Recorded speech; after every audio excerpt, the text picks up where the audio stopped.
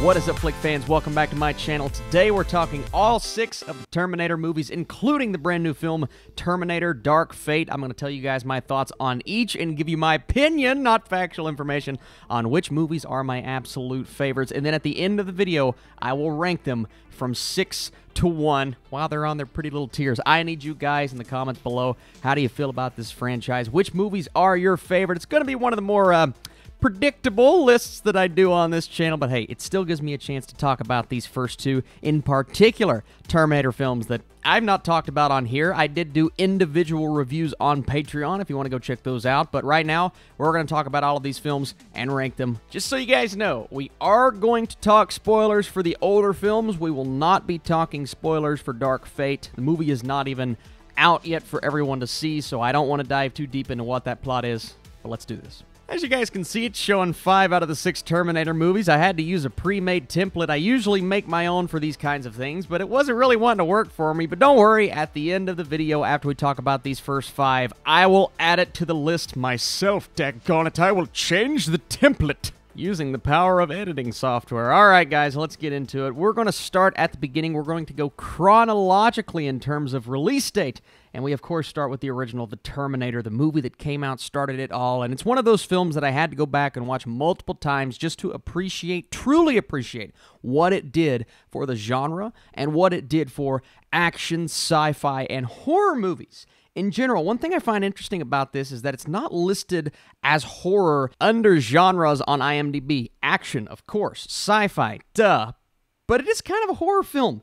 The way that Arnold's Terminator walks around in this film, just the slow pace, Michael Myers-esque, and it really does provide for some haunting moments, some chills, some thrills, and I see this as one of the better mixing of genres that I've ever seen in the early 80s, and it really did a wonderful job of handling its budget. It all comes down to James Cameron, of course, but this thing, what was it, like a $6 million budget? Something ridiculously small, managing to bring us a really cool movie with effects that were wonderful for that price. Now we go back and we look at them, it's like, they don't hold up, they're not that good, especially when you get into the third act. It does look cheesy, but we have to understand, for what they were dealing with and what Cameron was going for, he got everything he needed out there for us to see, and that gave him a much bigger budget to work with in the second film.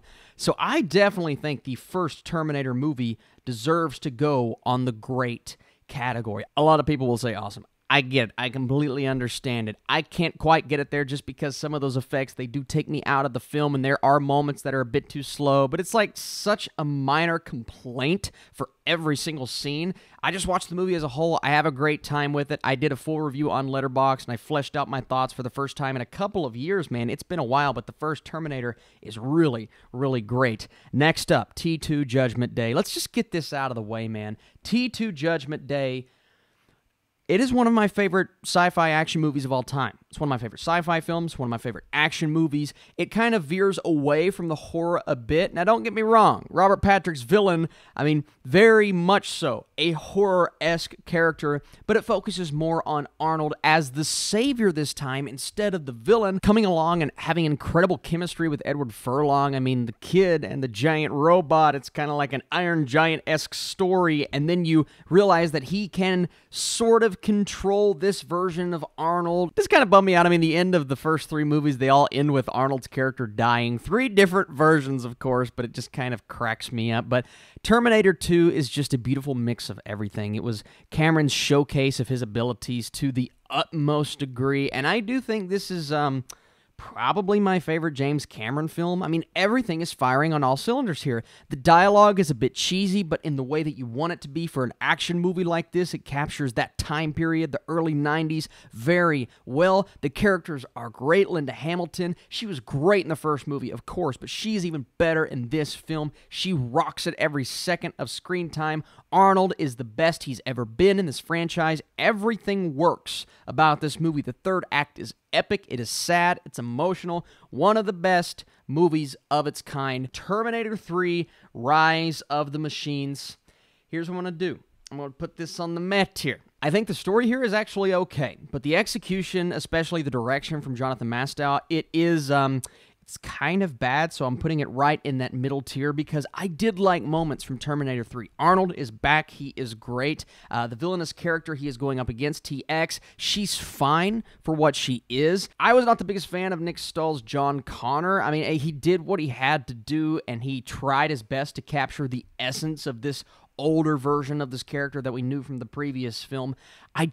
I didn't really love the execution all the way around with this movie. I don't remember a lot about the shot selection. I don't remember a lot from the direction. I don't recall a lot of iconic lines and moments from this film. And I know comparing it to the first two movies, it's not fair because they're so good. But what's lacking in this film, I think it's the direction from James Cameron. It was kind of sloppy. And it turns this movie from something that could have been really good into something that I think some fans will be okay with. They will have an average time. It does end off on a really cool note. I love the ending to this film and what it sets up for a possible fourth film. We'll get into that. I don't think the execution was all that good. Terminator 3 Rise of the Machines was a major disappointment. Going back and rewatching them all this week, going from T1 and T2 to T3, it's like, oh yeah, ooh, T3, you know, it's just, you're not feeling it as much while watching it. Some fans may disagree with me. I know there are a lot of fans of T3 out there, but as someone who isn't as into this franchise as everyone else,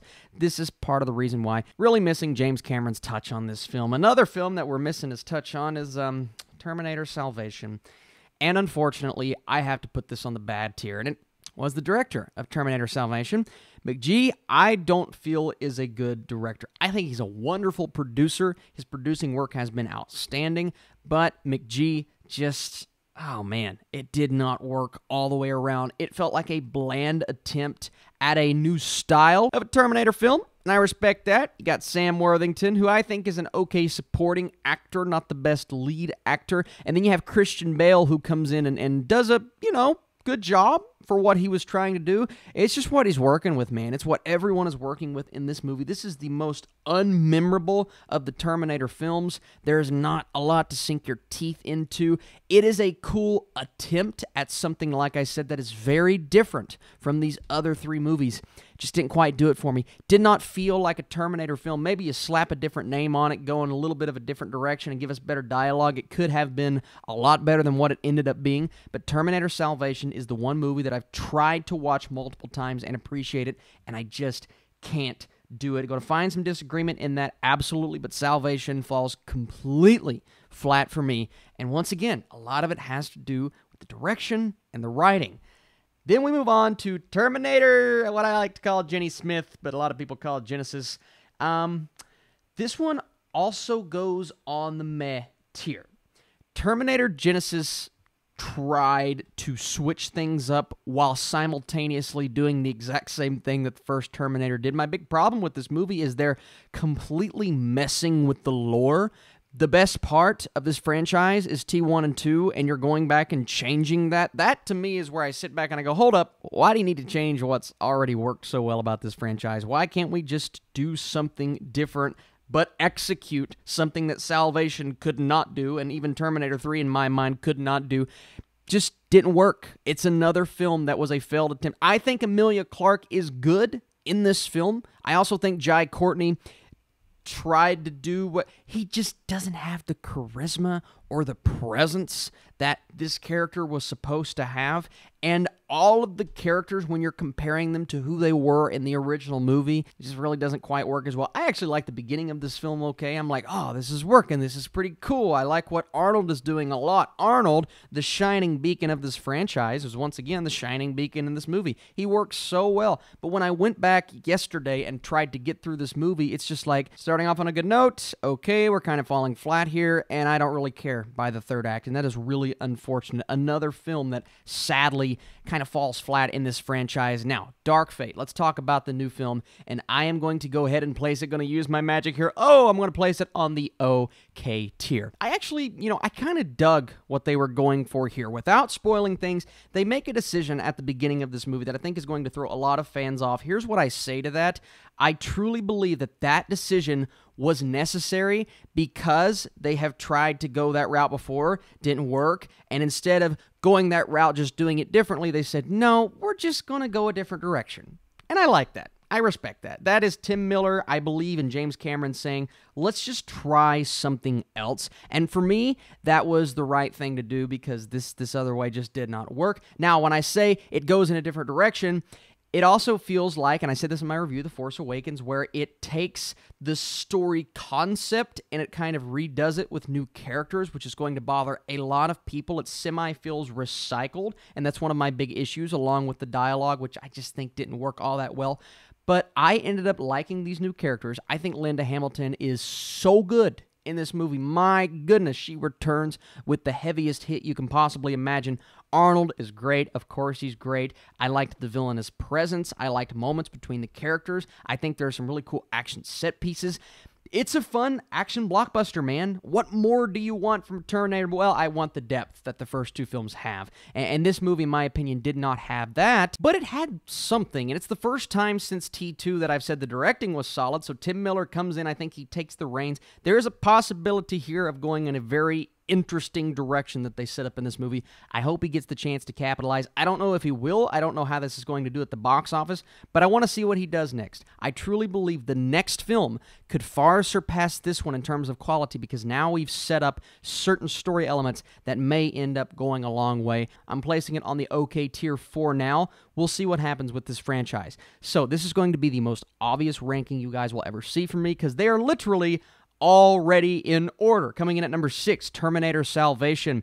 At number 5, Terminator Genisys. At number 4, Terminator 3, Rise of the Machines. At number 3, the newcomer, Terminator Dark Fate. All the way up. Then at number 2, The Terminator. And at number 1, T2, Terminator 2, Judgment Day. One of my favorite movies of all time. Like I said, super obvious list, but this was so much fun. I haven't had the chance to talk about these films on this channel as of yet, and this was an absolute blast. Thank you guys so much for watching this video. I need your lists and your comments below. Smash that thumbs up button if you enjoyed this video, and if your favorite movie, as well as mine, is T2. But hey, if you love the Terminator, heck, if you love Terminator Salvation more than me, that is absolutely okay. I love talking to you guys in that comment section. Truly appreciate you watching this video. So many reviews coming this weekend. Stay tuned. I'll see you soon.